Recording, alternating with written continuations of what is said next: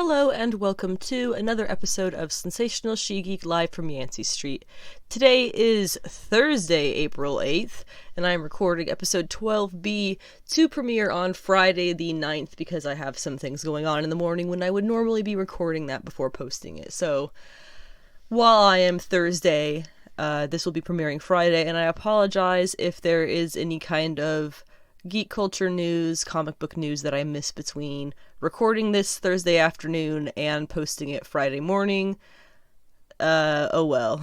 I'll cover it on Monday if I do. Since this is normally when I would be reviewing Superman and Lois, but they have been put on hold for a little while for the Supergirl episodes to premiere for her last season, this episode will be a lot more focused on the comic book picks of the week.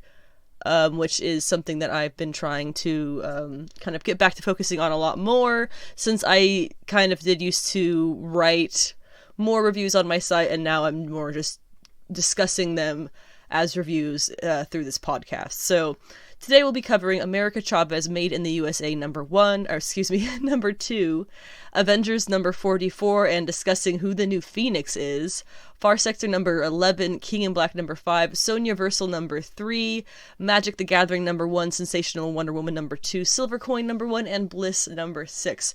However, not everything we are talking about today is directly comic book news. We do have some rumors regarding Deadpool and Disney+. I would like to reiterate that it is rumors, just like the Spider-Verse 2 rumors that are also going to be covered in this episode. And finally, I would like to discuss where I have gotten to in my Black Lightning binge. We have finished Season 3, so I would like to kind of wrap up where we're at in Season 3. I understand Season 4 is already about halfway done. Hopefully I'll be able to get there in time. And today I will wrap up the episode talking a little bit, if you make it to this end part, a little bit about some sensational She-Geek branding ideas I had. Just in case anyone is interested in me working on this stuff, I will do that, because right now I have a little bit of time, so hopefully if there is any interest, I can go ahead and start working on that stuff a little bit more seriously. So, we're going to go ahead and get started this week with the comic book picks of the week. Once again, that is America Chavez Made in the USA number 2. Also, I should clarify these, not necessarily my favorite things. Not America is, but that particular comic is one of probably my favorite thing that came out in the week. But there are some things on here that I am not quite going to be just talking about the good things. There's some things that I just want to talk about, notable for other reasons. So we'll be discussing my, I guess you could call them picks, as well as just things that I'd like to point out that happened in comics this week. So here we go. We'll go ahead and get started with that, starting with America Chavez Made in the USA number 2, and we'll also be discussing Avengers 44, Far Sector 11, King in Black 5, Sonjaversal 3, Magic the Gathering 1, Sensational Wonder Woman 2, Silver Coin 1, and Bliss number 6, all in extremely varied time increments.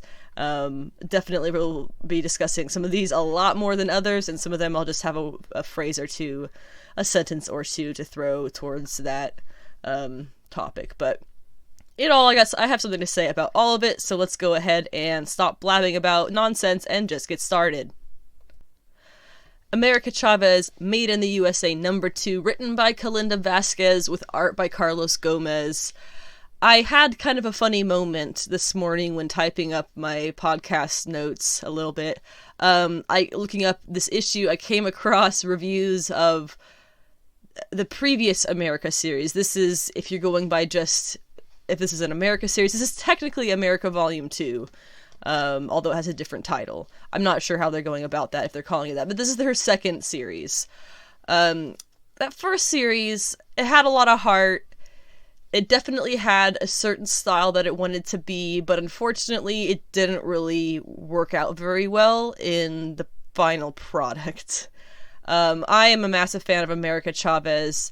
I adore her. I think that she is a very cool character.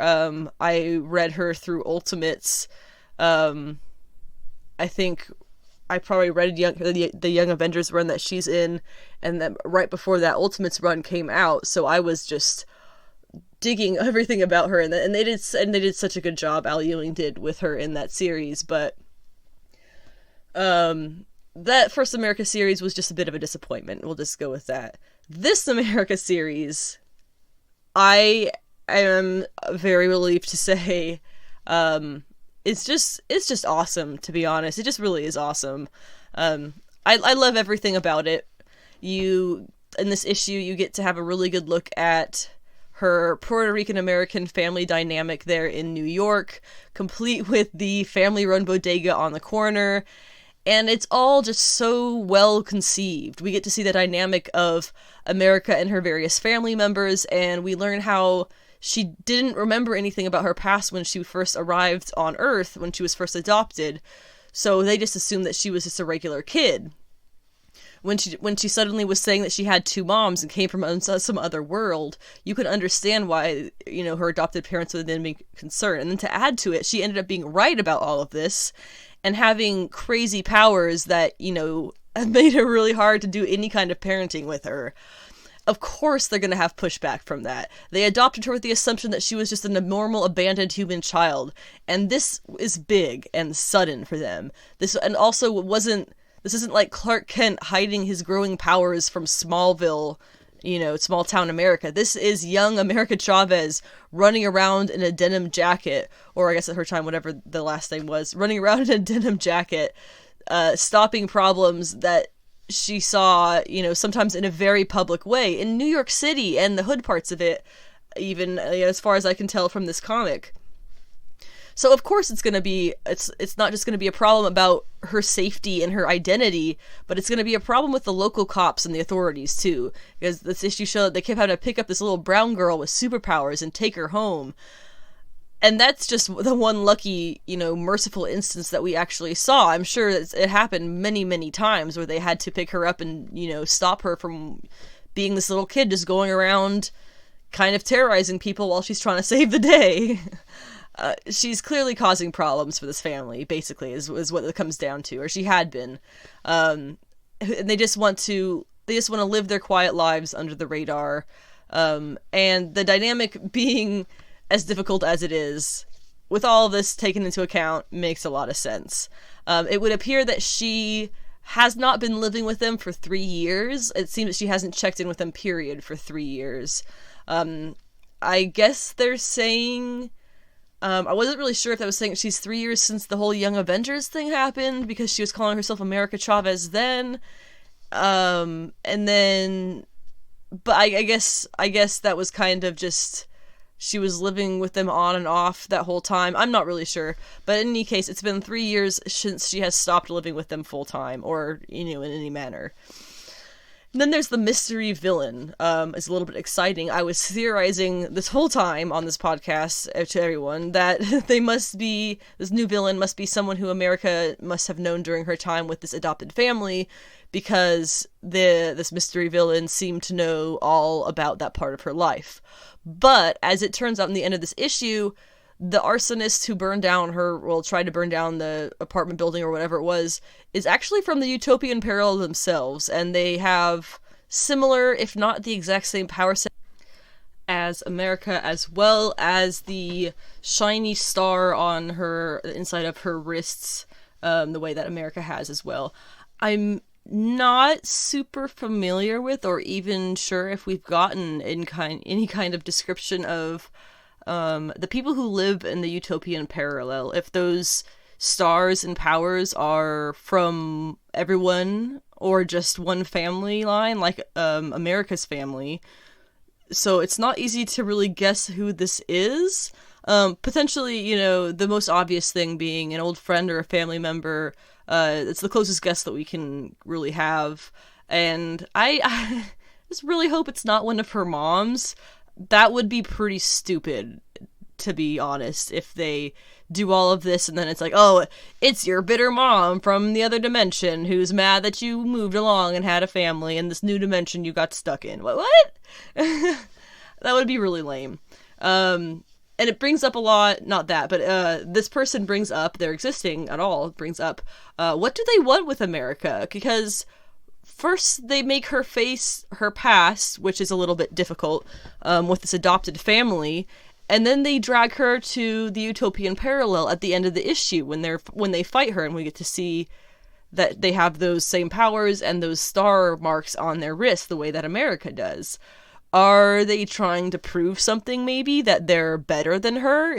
I get a little bit of that vibe. So is it, a younger sibling?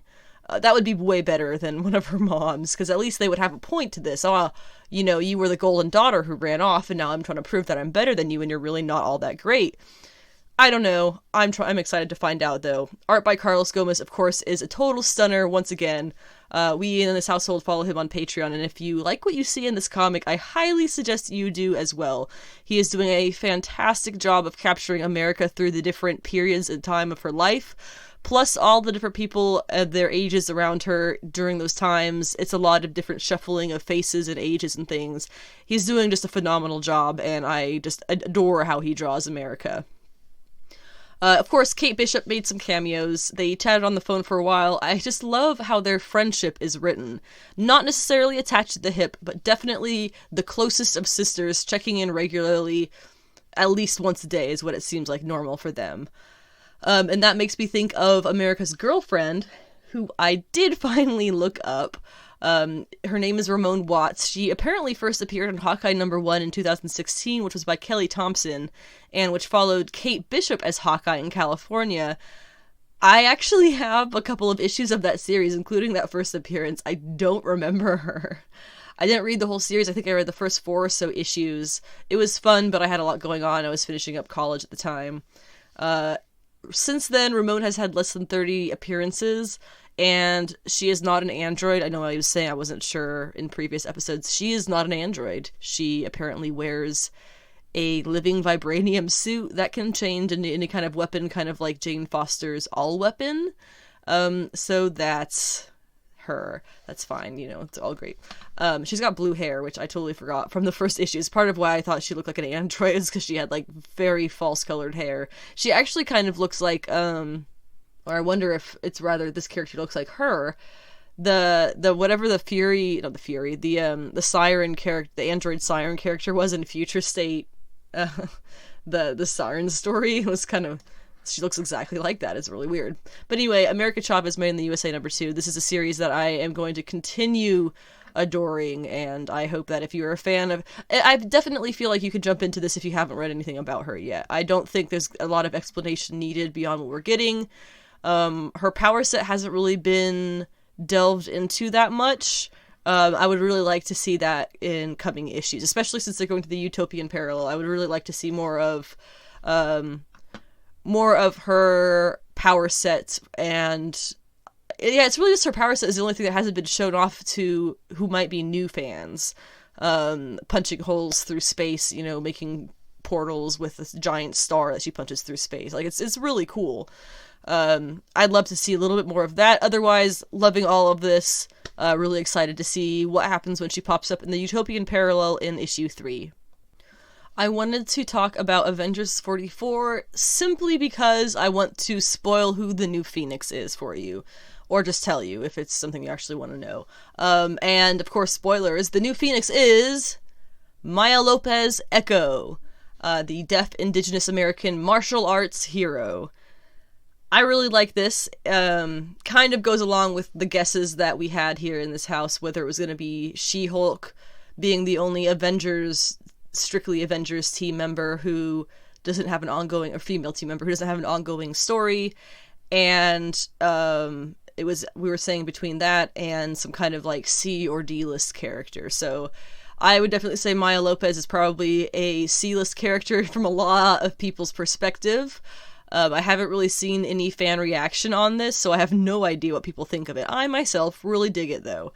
The scene was actually pretty funny when this all kind of happens, because they're all fighting, all the different heroes and things, with the different pieces of the Phoenix Force, because it's a battle royale or whatever, and then it all just kind of stops suddenly. All the Phoenix pieces go back to Maya, and all the other competitors are just kind of left limp and damp and confused of what's going on, wherever they had been fighting. It was really funny to see them just kind of all be like, I don't know what happened. They're just there, looking kind of foolish. And there was kind of a nice moment where Jean Grey reaches out to Maya, offers her a little bit of light advice and insight on this whole thing, and then tells her happy rebirth day, which was really the part that I enjoyed most, was happy birthday, Phoenix, happy rebirth day. Ugh. I've never really been a big Phoenix fan. I can get into Maya Lopez Phoenix. Jean Grey as Phoenix, obviously, and her daughter, Rachel Grey, from the various times that they are all Phoenix. I am into this change. I'm into it being somebody new. But I kind of, on that thought of all this, can I ask how no one seems to have noticed Jason Aaron retcon Thor's entire origin to have his mother be the Phoenix Force itself? How was nobody discussing this? This happened months ago in the comics. It's straight up, the Phoenix Force called it his mother. Like, it's an official thing, and nobody seems to notice or care. I don't know. I feel like that's a really big retcon, and nobody's talking about it. But okay. Now the Phoenix is using Echo as a host. She looks really cool. I got that really kick-ass cover of... I got the Peach Momoko She-Hulk one, as well as the... it was part of a connecting series of covers, but it's the last one, which is revealing that it is Echo. Echo herself first appeared in Daredevil number 9 in 1999 by David Mack and Joe Quesada. I know everybody thinks David Mack drew that. He was actually the writer of that. She was initially a love interest of Matt Murdock's, but a foe of Daredevil's, I believe, if I recall, due to the misunderstanding that he had to do with the death of her father. And then later on it comes out that Kingpin killed her father. Crazy Horse is his name. She became the second, I believe, she became May Ronin in New Avengers number 11 in 2005, which was written by Brian Michael Bendis with art by David Finch. Her appearance list is shorter than 100, but Maya has definitely been a fan favorite for many years, even among writers. I've seen her being taken on by, obviously, Bendis, Kelly Sue DeConnick, Kelly Thompson, and a plethora of various artists who love her as well. She has been cast in the role of Ronin for Disney Plus's Hawkeye show, as has her father, Crazy Horse.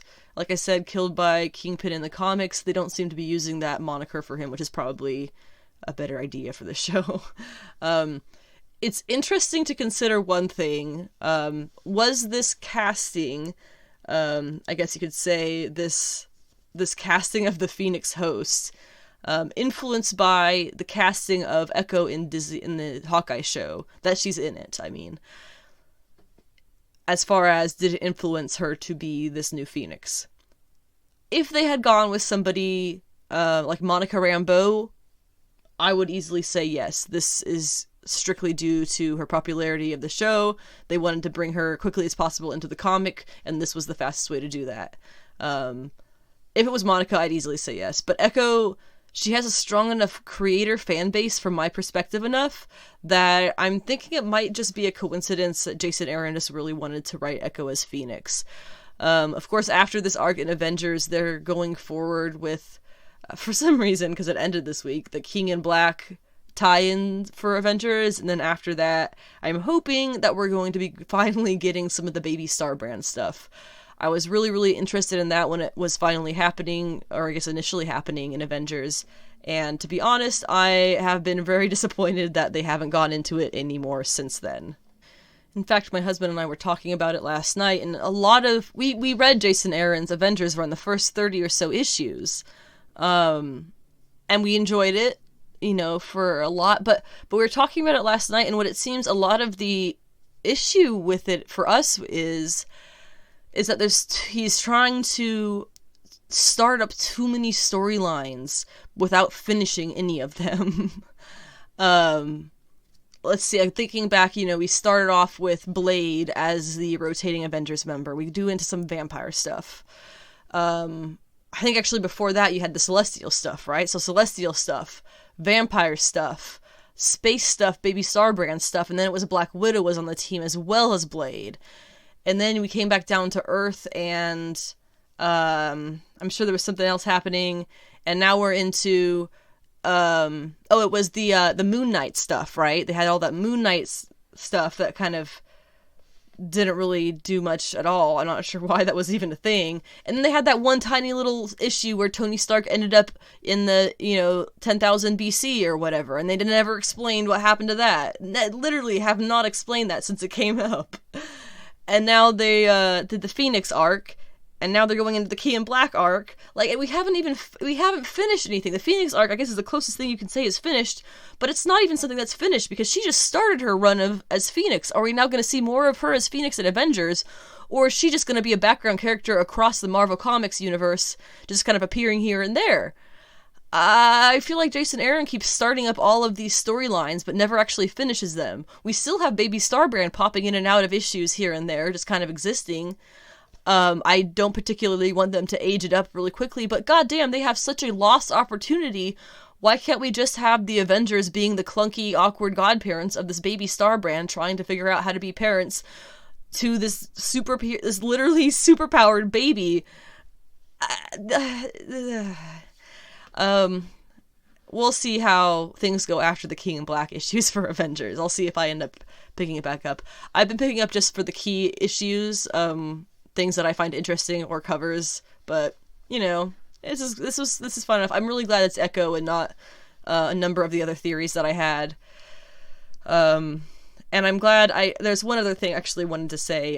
There was a number of people who would call characters like Maya pandering, to which I would have to say that immediately makes Matt Murdock's Daredevil pandering too.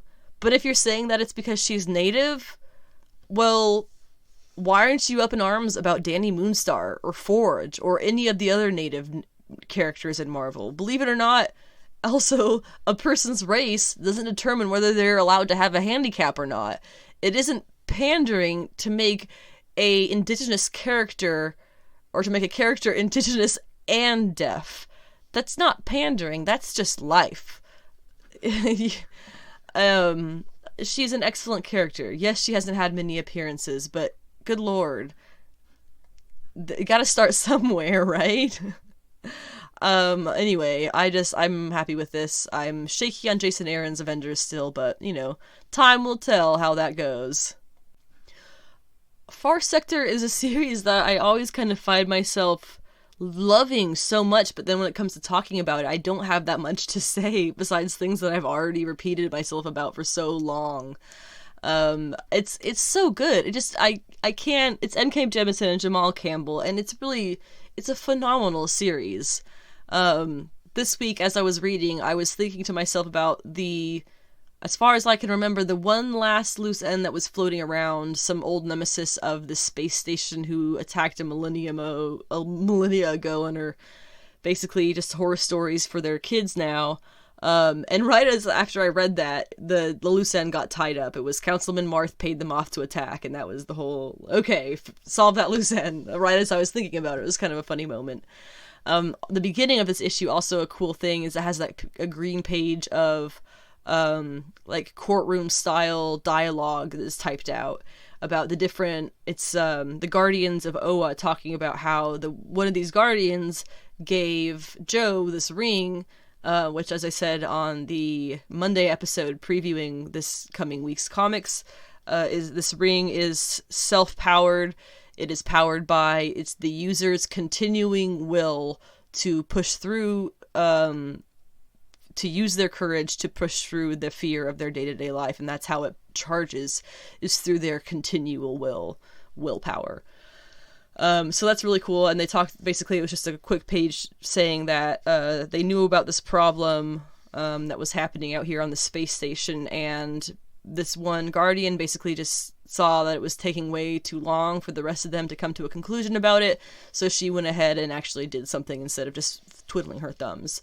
And that's kind of wrapping up some more of the story of how Joe got here, while we're wrapping up the whole story of what it is that's even going on this space station.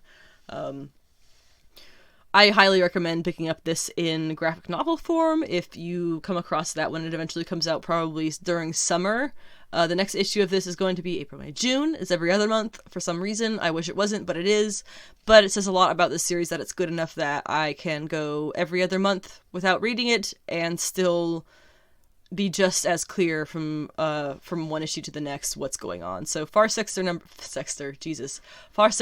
11, also a very timely, relevant comic. They've gone over things like police brutality, voter suppression was a recent one, all very poignant topics for a modern comic, and I really enjoy that they've put that in there and made it so relevant to the world, and it's so different to the world that they're in. It's sci-fi, but you're talking about voter suppression when you're talking about a group of people who aren't even corporeal, you know, their data, and you're suppressing the data, they're slowing the data stream so that they can't show up to the voting terminals. It's wild. It's just wild. I really, really love how well they've designed these different alien societies in Far Sector. I can't honestly recommend it enough. King in Black number 5. Literally, we called this. My husband practically could have written this issue himself. No twists, no surprises, not a thing new or unexpected. Every single quote-unquote badass moment would have been so much cooler if we basically hadn't seen every single one of them happening several issues away. Like, we saw this stuff coming so far, it's not entertaining. It was just so ho-hum. I felt like I was flipping through my own journal of theories on what was going to happen in this. No Scream either, which, you know, I kind of knew, but still. And that's the kind of thing that I talk about when I say this would have been better with a surprise or two. You know, the only twist in this whole event, at least with the Donnie Cates written parts, was the actual identity of the King in White, if that's what you want to call it. If Nola's the dark side, who's the light side, it's Captain Universe. That's it. We knew it was going to be somebody. We've known that there's going to be a King in White since before King in Black, the event itself, started, because that was coming from Venom way back in his Venom run. We know that there's a King in White coming. Literally the only thing that we had revealed to us in this whole thing was the identity being Captain Universe, which isn't even really a reveal. It's just saying, yeah, we're now finally giving Captain Universe a reason to exist, basically. We're giving Captain Universe a why, a what are you? But that's it. That's literally it. Everything else in the book has been predicted basically from the start. I will say Venom's Captain Universe suit looked pretty cool. However, it was way too subtle for my taste. We got a good look at it for a couple of panels, but it was really sick. It has cool stars and stuff, but we literally only got it for like the one panel. Otherwise, you could barely even tell that his suit had anything different to it. It kind of just looks like there's dust on the page. So, I have so many mixed feelings about this because I want it to be good so badly, but it was so predictable. I think my husband finished this and showed me, you know, flipped around what he was reading to show me and said, yep, I could have written this. Like, it was everything that we thought. Literally, like, practically line for line, our predictions of what this is probably going to go down like, is what happened. So take that, I guess, how you will. Sonjaversal number 3. I am so glad I picked this series up. It continues to be completely bonkers, but completely fun. Last month I went through the different Sonya characters that we got to meet in the issue. This issue, since there is a Sonya Battle Royale in Hell, all the different Sonyas from all the different universes, thousands of Sonyas. Here's the list of the Sonyas who we explicitly saw, or for the most part, explicitly had named. I make a couple of them up at the end, but for the most part, they're explicitly named. You ready?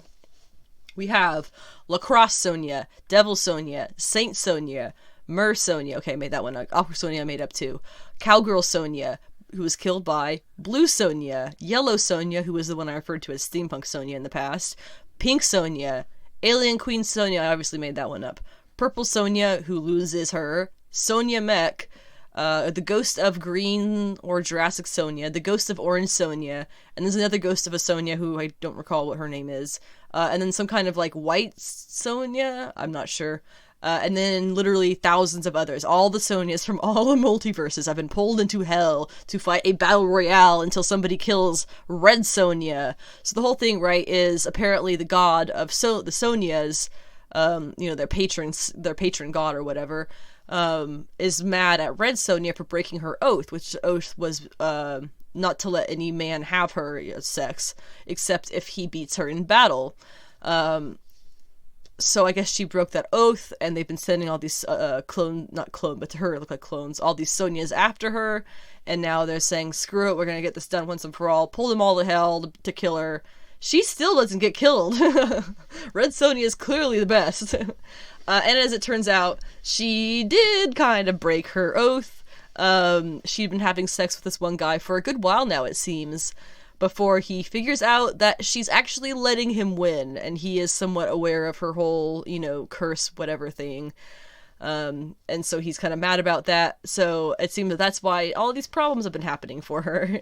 The issue ends with Red Sonja, Blue Sonja, Yellow Sonja, and New Sonja, who I referred to as White Sonja, I guess, deciding to go to the moon together to have a talk with their goddess and settle this. I guess that's where the Sonja goddess, whatever the hell their name is, there's a name for it. It's not Sonja. But I guess they live on the moon, so they're gonna go settle this in person. This series is kind of like Red Sonja Vampirella in the fact that it's just a fun alternate reality take on some of these cool retro characters. I really dig it. I really would love more of this. As I've said multiple times before, I really like the DC Black Label type of comics where if you have a shared universe or legacy characters like this, where you can kind of take them out of their universe and give them an alternate reality that's completely flips things on its head. And this does that and more. It gives us a whole multiverse of Sonyas, and that is just... It's so enjoyably fun. And also, while I'm talking about this, Red Sonja is actually getting a new series soon. I believe it's going to pick up in May. It's called Invincible Red Sonja. It's being written by Amanda Connor and Jimmy Palmiotti, with art by an artist called Moritat. I'm not familiar myself with that, but there you go. The solicitation, the part that's actually important, says, Red Sonja finds herself on a spectacular journey filled with pirates, mermaids, princesses, and political intrigue as the threat of two kingdoms hangs in the balance. Alright, that's, good enough for me. Pirates, mermaids, princesses, Red Sonja? Obviously I'm here. Not familiar with the artists, but Amanda Connor and Jimmy Palmiotti are, of course, classic Harley Quinn writers, as well as some other things, so this will be a lot of fun, I have no doubt.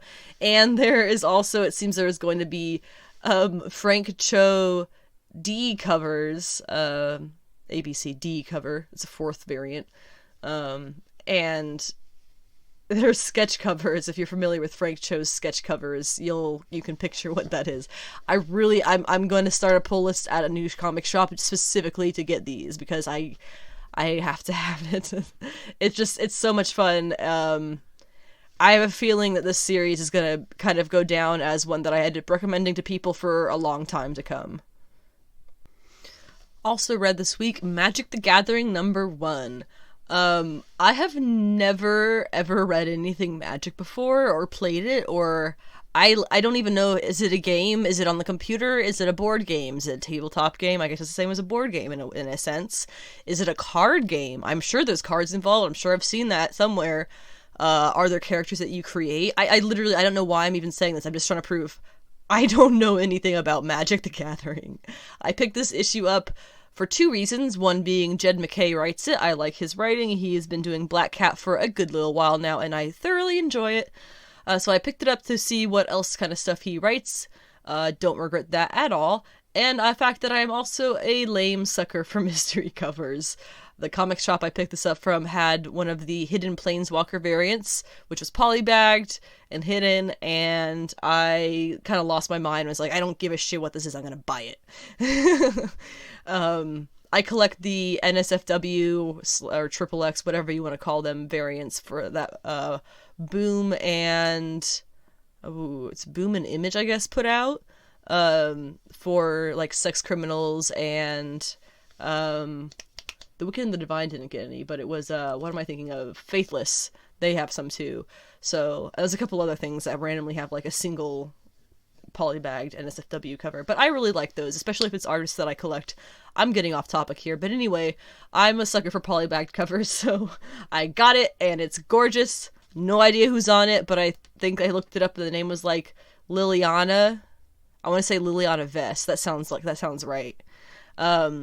I really dug this. This was awesome. It was a great intro for people like me who know nothing, all the way up to, I feel like, seasoned pros would be able to enjoy this.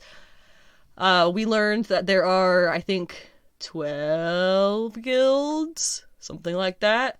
And that planeswalkers are the people who can go from realm to realm, which makes sense. This whole world is just a world of different realms and things.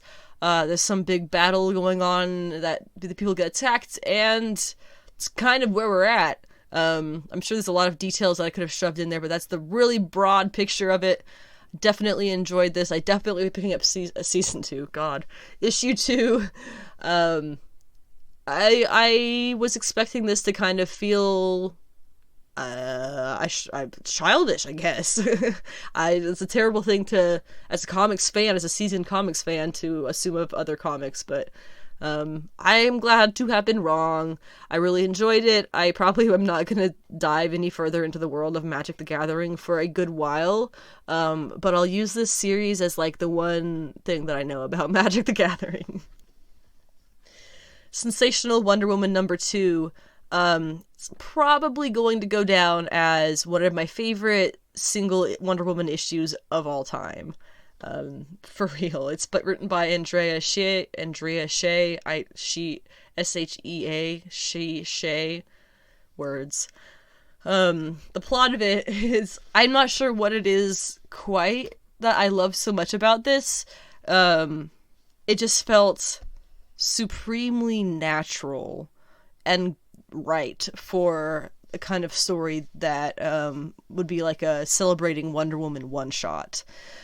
Basically, it's Wonder Woman hears a distress call coming from Artemis, who, of course, is an Amazon from the Bana Migal, Egyptian Amazon side of things. They're not Egyptian themselves, but they're stationed there in Egypt, I believe.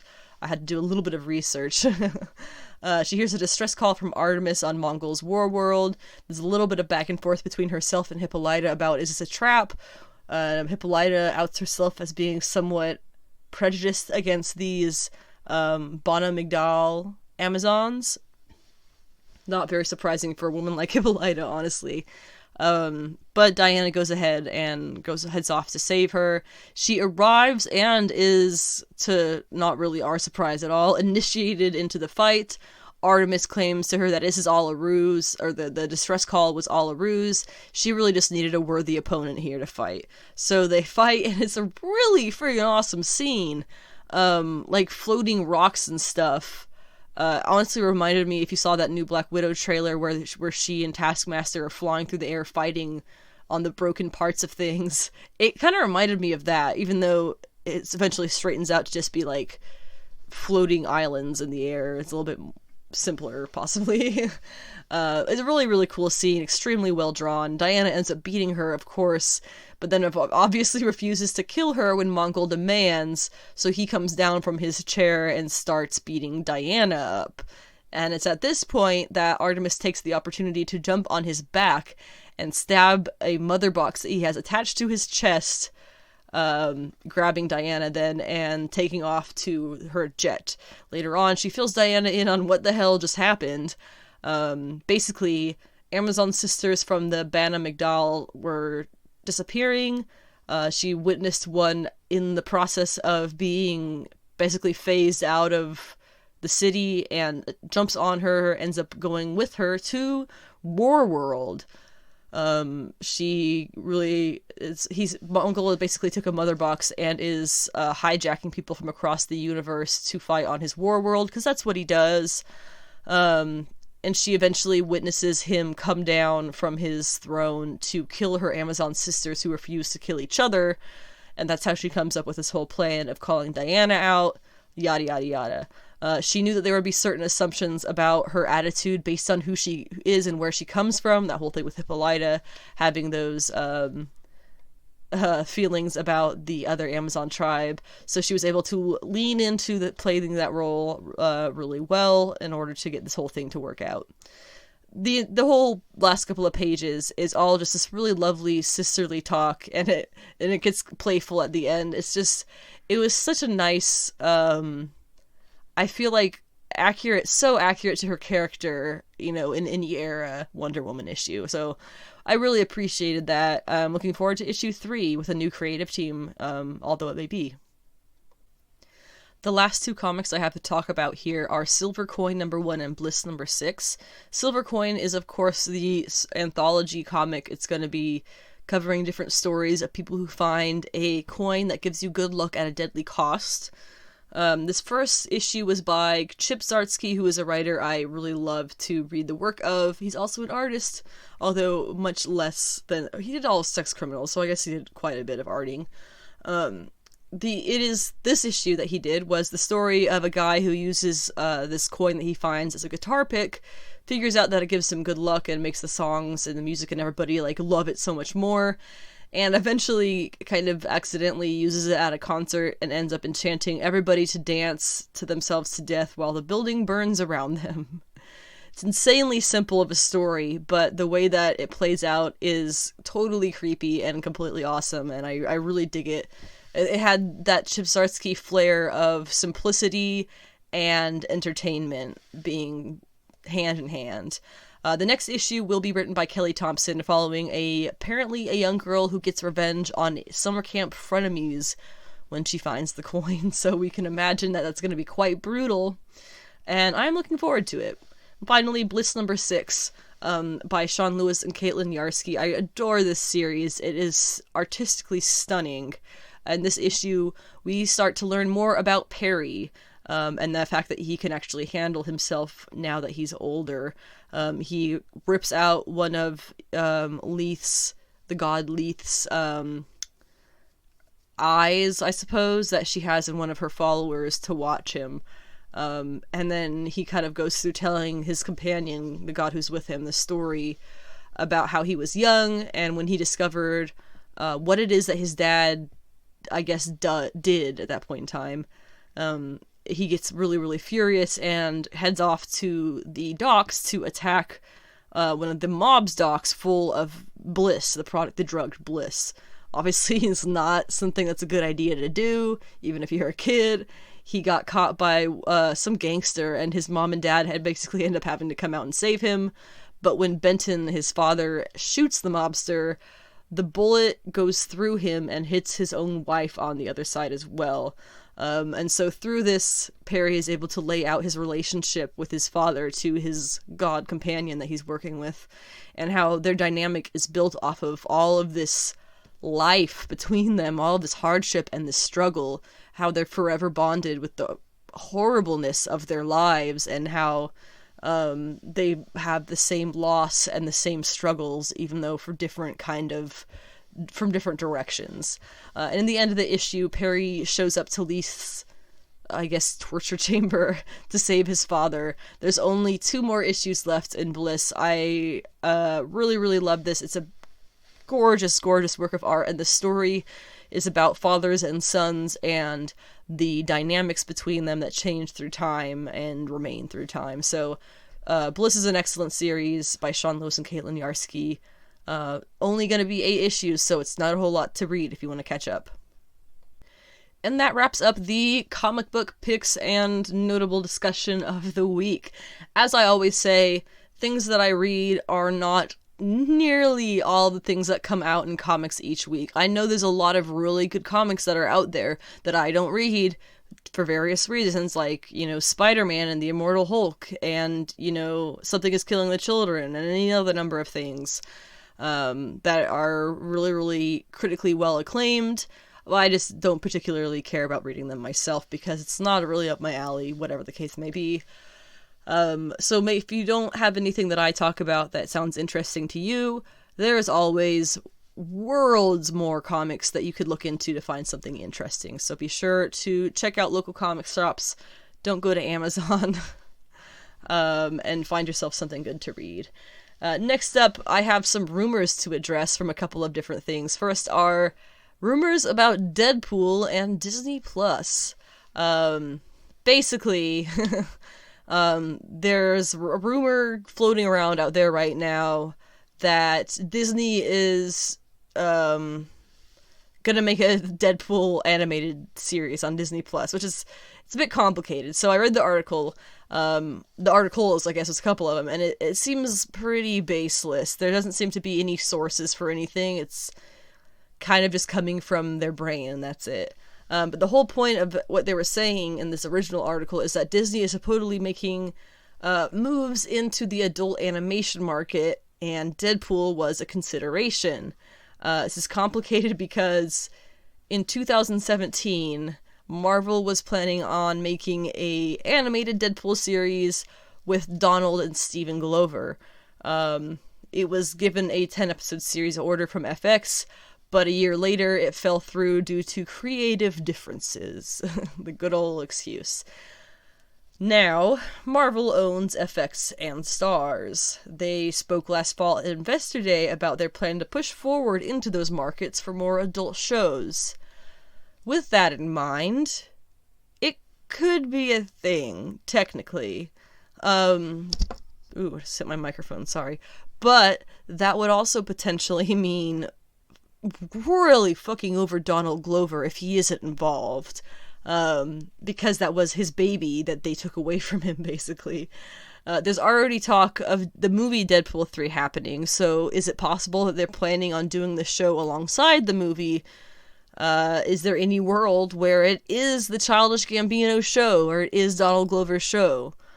I think that if this rumor is anything more than a rumor, please God, let it be the Donald Glover version, because I would be pretty peeved with Disney if they went ahead and did the long-awaited animated Deadpool series without the person whose damn idea it was. So, I usually am pretty positive about Disney stuff, but, in all reality, it's possible that this decision could go really poorly. So we'll wait and see if this is anything but foundless rumors. We'll find out.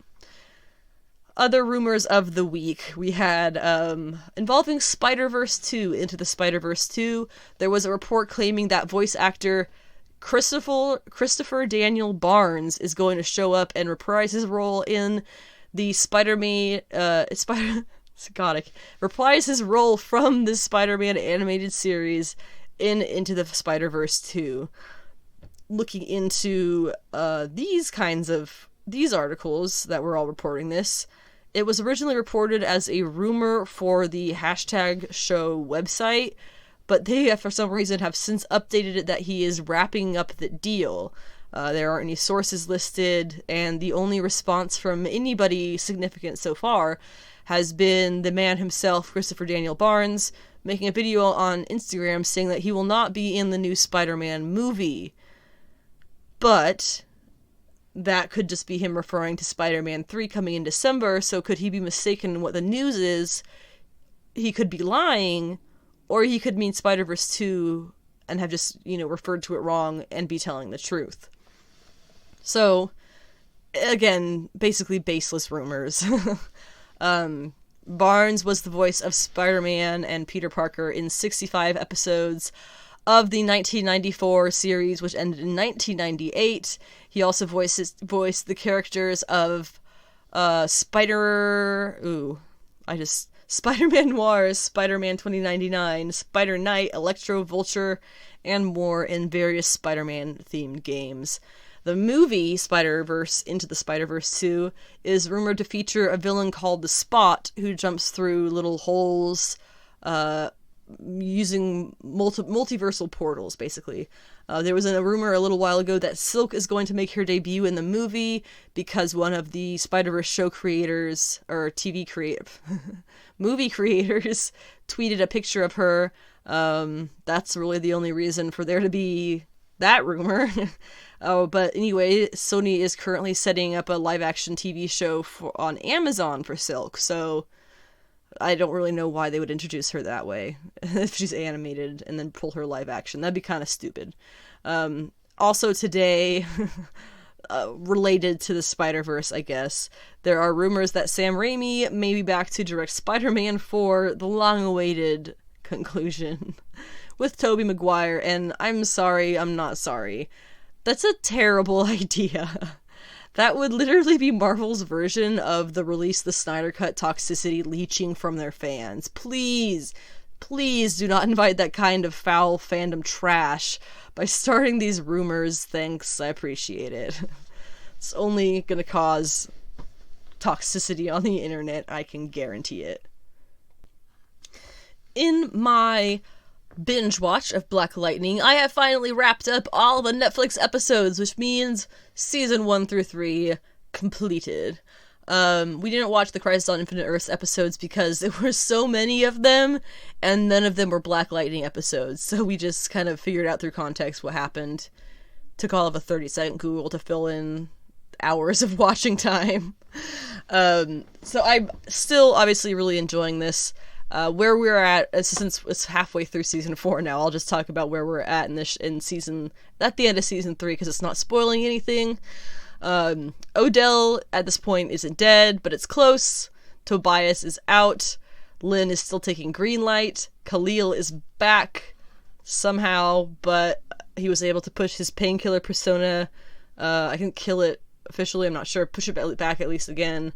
Not sure what's up with Thunder's girlfriend, who's a shapeshifter. Jennifer's back on track with her family. Jefferson is Gravedigger's grandnephew. Wayne Brady is Gravedigger, and he's still alive. So a lot of things going on there. Apparently the next episode of season 4, which will be episode 7, where they're at right now, is just called Painkiller. So that's interesting. I wonder what that's going to mean for his character. I'm hoping by the time episode 8 shows up, we'll have caught up with these first 6 or 7 episodes. So we'll be able to do that. For some reason, episode 1 isn't on the CW app, so as soon as I can track that down, we will continue watching season 4 and hopefully catch up before we get too much further into the end of that season. And once we get there, I will, of course, be discussing each new episode, probably on Fridays. I'm not sure what day of the week Black Lightning airs. I haven't checked into that yet, but we'll work it out. We have a couple of weeks without Marvel entertainment news, because I think there's 2 or 3 weeks, I think there's 2 or 3 Fridays between Falcon and the Winter Soldier and the next Disney Plus project coming out, which I think is Loki. So I think there's a little bit of a gap there, so possibly that's when I'll be reviewing Black Lightning season 4 stuff, but I'm just spitballing. I really have no idea what I'm talking about. One thing I really like to discuss with this show is that it's super cool and unique that this particular comic book show has taken, I would say, B to E list characters and elevated them to be something interesting. They're all very loosely based in the Black Lightning mythos, which itself is a bit scarce and extremely unknown to the general public, so his offshoot characters are even smaller. This isn't Lex Luthor, Ra's al Ghul, Maxwell Lord, or the Reverse Flash. For example, Tobias Whale in the comics was a metahuman who looked like a whale. They cast him as an albino black man. Lady Eve was a minor villain with less than 15 appearances, and they made her the most creatively impressive murderer on the show, still. Painkiller has only been in the comic a handful of times, period, and he's one of the main characters on the show, the one who pulls you in and who makes you want to root for him through all the bullshit. Tyson Sykes' version of Gravedigger has 2 comic appearances. He's a main villain of the TV show now. You have got to love or at least respect their ability to pull these low-hitting characters from obscurity and make them something interesting to a general audience. I really, again, have been enjoying the crap out of Black Lightning. Hopefully by the time we get to next Friday's episode, I will have more to say about it, and I will have caught up with it, so keep an ear out, I guess, for that. So here's something kind of fun. As I refresh Twitter to see if there's any breaking news as I've been recording this, not really breaking news, but Disney Parks blog did release an article just about an hour ago saying that Avengers Campus at Disneyland Resort will be opening and recruiting its heroes June 4th. We'll talk about this for a little bit because I'm a big fan of Disney and Disney Parks, and I'm also obviously a big fan of Avengers and Marvel things. So let's talk about this a little bit. I haven't read the article myself, so I'm kind of going to pan through this as I talk. This is something that we knew was coming for a couple of years now, I want to say. Avengers Campus is at Disney's California Adventure, which if you're not familiar with the California... is that right? Is that California Adventure? Give me 1 second here. I'm gonna read real quick. It is in California Adventure Park. Okay, yes. I was correct on that. So, similar to how they have Cars Land, and over at Disneyland they have, Batuu? That's not it. Star Wars Land at Disneyland. Hang on. It's, oh my god, what is it called? Galaxy's Edge. No, there's a different name for it. What is it? I think it's Batuu. That's gonna end up being something really dumb, not related to Star Wars. Anyway, I'm getting too sidetracked anyway. So they have all these lands, right? And obviously within Disneyland they have all these lands. And if you go to Disneyland in California, which is where this is going to be, you actually have two parks. You have Disneyland and Disney's California Adventure. California Adventure, I think, only opened in 2001. I was a kid. Let's see, it was pretty new. I went when I was 10 for the first time since I was a baby, so it was pretty new then when I was 10 still. That would have been in 2004. I just outed myself. So you have the two different parks.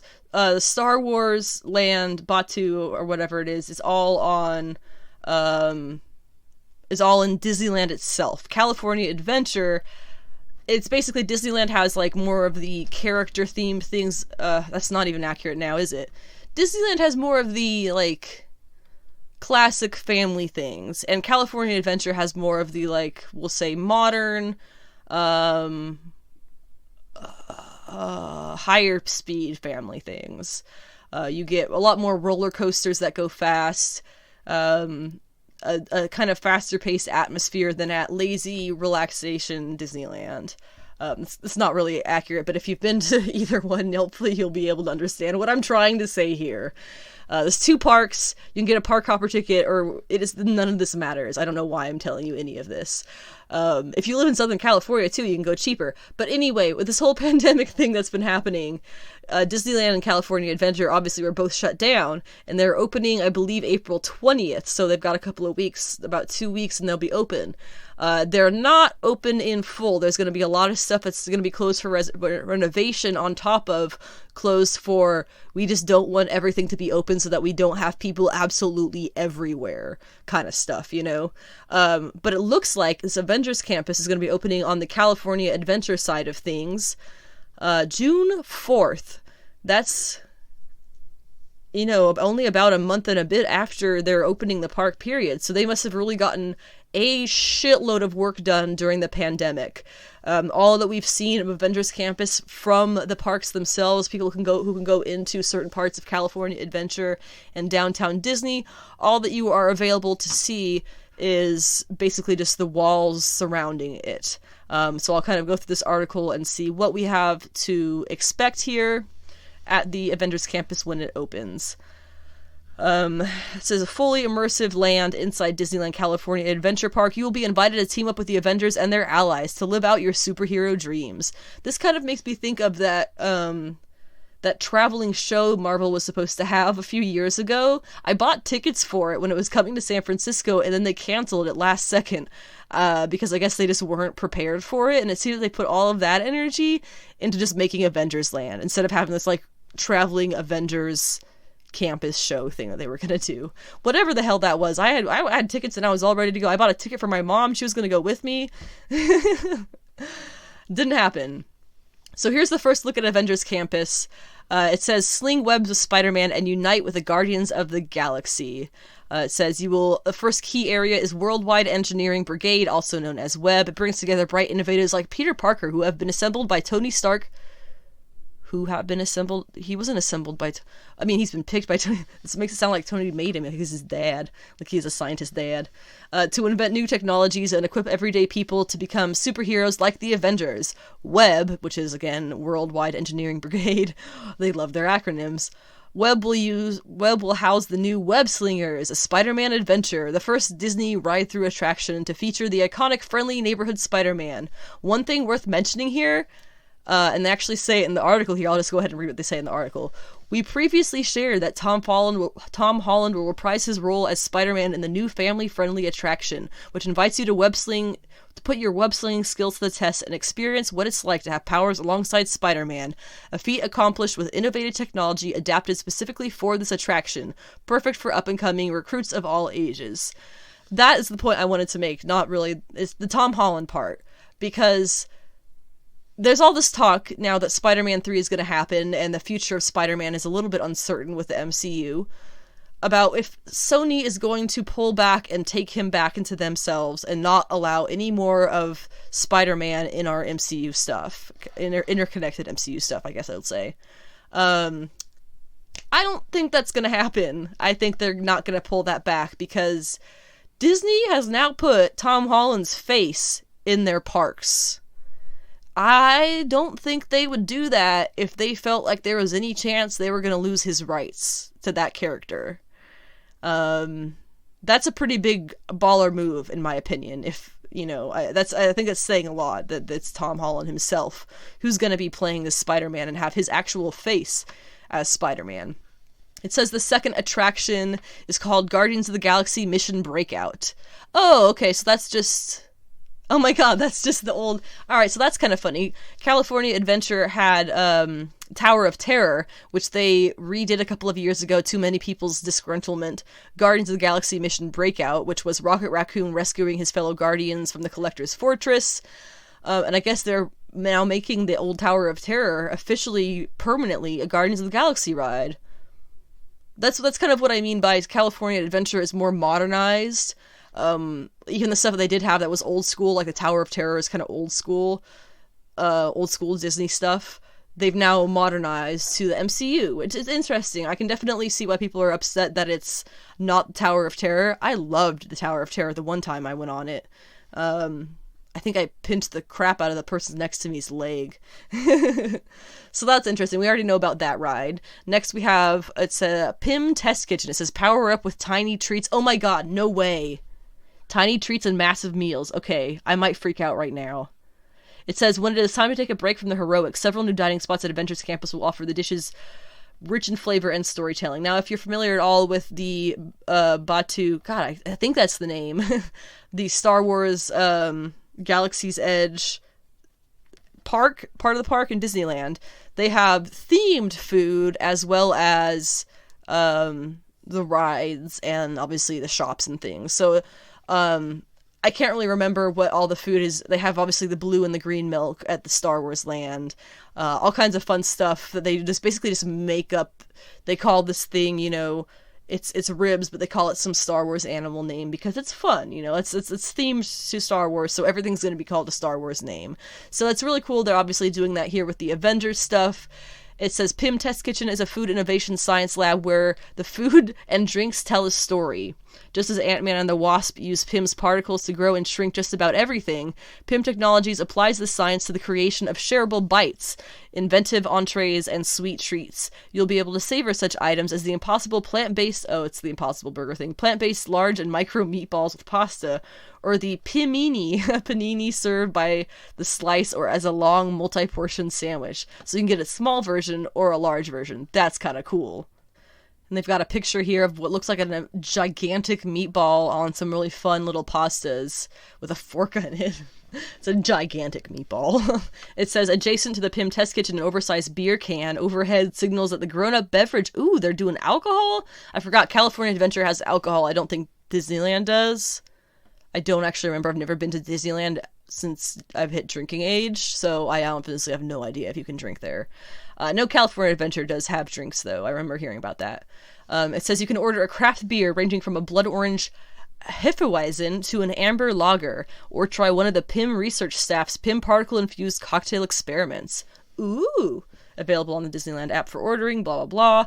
That's another thing, if you do go to Disneyland or Disney World, they have a lot of technology resources, help apps and informational things in their apps and across their platforms of various apps. But they have a lot of really helpful stuff that's modernized for making your trip as easy as possible.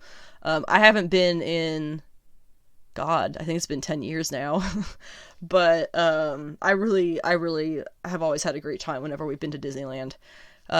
It says then also visit one of the Avengers' favorite. Oh, Shawarma Palace! Of course they have Shawarma Palace here. That's gonna be packed to the gills at all times. It says enjoy a shawarma wrap at this food cart, which is decked out with a memorabilia for Avengers fans, of course. Lastly, Tanlir Tivan did not limit his collection, of course the collector, to lovable misfits. He is also curating a weird and wonderful menu of intergalactic eats at the Terran food cart near the Guardians of the Galaxy mission breakout. Okay, so you get a little food cart, and it says team up with the Avengers and their allies like never before. And you have heroic encounters from...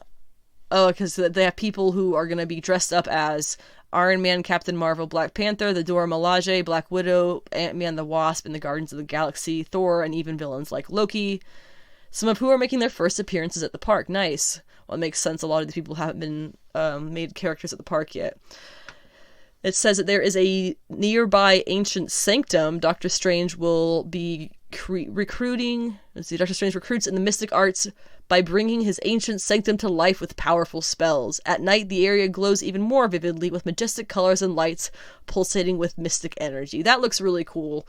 I feel like Jack Kirby would be proud of... Or not Jack Kirby, Steve Ditko would be proud of the design they kind of chosen. Very geometric and very colorful. With the nighttime, they have a picture here of the nighttime look of this area. It is very much all darkness with lots of blues and reds swirling through it, and then the lights of like the golds and the greens and the pink lights. It's just very colorful. It's very pretty. It's honestly a really good translation from the Ditko art into making it some kind of themed location. So that's kind of fun. The last little bit it has down here, it says, suit up with the latest superhero gear. The WEB web supplier store will offer the latest inventions, including interactive spider bots. Holy shit. You know, at the Star Wars land, you can make your own droids. You can't play with them. They have to stay in their box once they give them to you, but until you obviously leave the park. But that's something that's really awesome, is they seem to be doing something similar with spider bots here at Avengers Land, where you can go through... Oh, and you can make your own lightsabers too. If you look up the videos of the lightsaber ceremony from Star Wars Galaxy's Edge, and you're like a genuine Star Wars sweaty, you will have tears in your eyes. The ceremony that they put you through, I've watched these videos. It is gorgeous, the lovely ceremony for all Star Wars fans to come together and feel like they are a part of the universe as well. Really great. It'd be super cool if they do something like this with the various attractions and things here. It says you'll have the new attraction that you'll see these little spider bots in the Web Slingers A Spider-Man Adventure. It says each one has a remote control with all 8 articulated legs moving forward and backward. Wow. You may give them custom upgrades like a harness, and they can harness the power, and they can to harness the power of your favorite superheroes, including... Okay, so they're themed, like Black Panther, Iron Man, Black Widow, and Ant-Man and the Wasp. That's kind of funny. It's also going to be all kinds of pops, Spider-Man nightlight goggles, a take-home spider web kit, various different gears. It looks like a lot of spider-themed stuff. The campus supply pod, it says, is the place to power up with the official Avengers campus gear. So you have all kinds of clothes, drinkware, headwear, teas. And then it says, we are counting down the days so we can team up to the Avengers and their allies, swing webs of Spider-Man, and taste test inventive food and drinks and become a bigger part of the universe alongside some of our favorite superheroes. That's really cool. I've